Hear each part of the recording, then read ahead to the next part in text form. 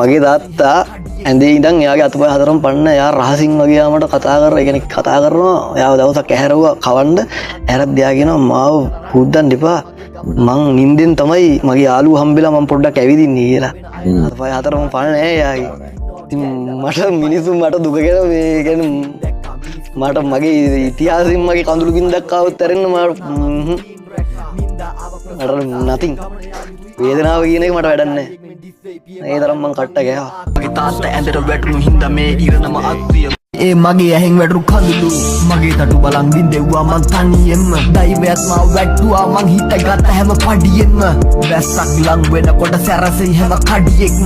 අත්දැකීම් බහුල වෙද්දි දැනෙයි දේවල් කලියෙන්ම මගේ තාත්තා ඇඳේ ඉඳන් එයාගේ අතපය හතරම පන්න එයා රහසින් වගේ යාමට කතා කරලා ඒ කියන්නේ කතා කරනවා එයාව දවසක් ඇහැරුවා කවන්න ඇහැරත් දෙයා කියනවා මාව හුද්දන්න එපා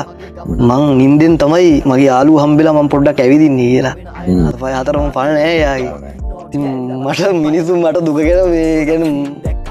මට මගේ ඉතිහාසයෙන් මගේ කඳුළු බින්දක් ආවොත් ඇරෙන්න මට nothing වේදනාව කියන එක මට වැඩක් නැහැ